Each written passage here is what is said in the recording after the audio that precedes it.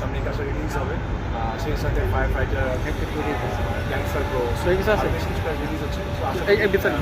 ঈদ আসতে তো আমাদের যারা আছে আমরা যে আমাদের কাজ করতে এটাই আমাদের এই হয়। তো আমার কাজ করতে মানুষের ভালো লাগে, সেই এক্সপেকটেশন আছে। তো এবারে ঈদের প্ল্যান কি, কোথাও ঘুরতে যাচ্ছেন না দেশে? আমি ঈদে কখনো ঘুরতে যাই না, ঈদে সবসময় মা বাবার সাথে থাকার চেষ্টা করি, চট্টগ্রামেই যাই বড় যাবেন। আচ্ছা, তো এবার ঈদে কী কী কেনাকাটা হইলো?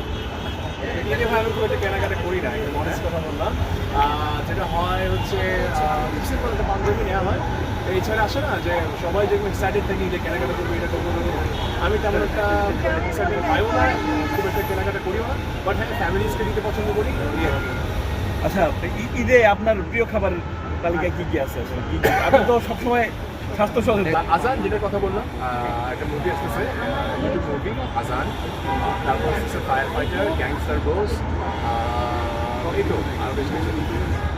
আচ্ছা, তো প্রিয় কোনো পোশাক আছে যেটা আপনি এই ঈদের সময়টাতে পরবেন? ঈদের সময়টাতে নতুন পরেন? পোশাক নেই, বাট ঈদে আমার মূলত হচ্ছে পাঞ্জাবিটা পরতে ভালো লাগে ঈদের সময়টাতে, কোথাও গেলে বা এদিক ওদিক গেলে আমি পাঞ্জাবিটাই পরি, এই তো। ছোটবেলার ঈদ আর তারকা ইরফান সাজ্জাদের ঈদের দুইটার পার্থক্যটা?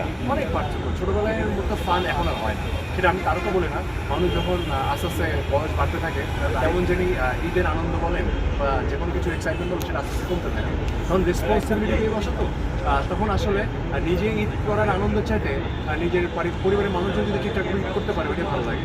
তো সেই জায়গায় যে হ্যাঁ আমি ঈদ করতে ভালোই লাগে, বাট ওই ছোটোবেলার এক্সাইটমেন্টটা তার নাই। ছোটোবেলায় যে কোনো ফান হতো, ঈদ কার্ড কেনা, একজন আরেকজনকে ঈদ কার্ড দেয়া, আত্মীয়-স্বজনের বাসায় বেড়াতে যাওয়া, এই তো ওটা অনেক মজার ছিল।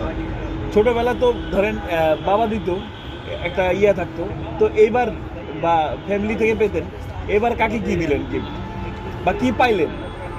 পাওয়া বলতে না, এটা পাওয়ার চেয়ে দেয়াটাই বেশি। হ্যাঁ।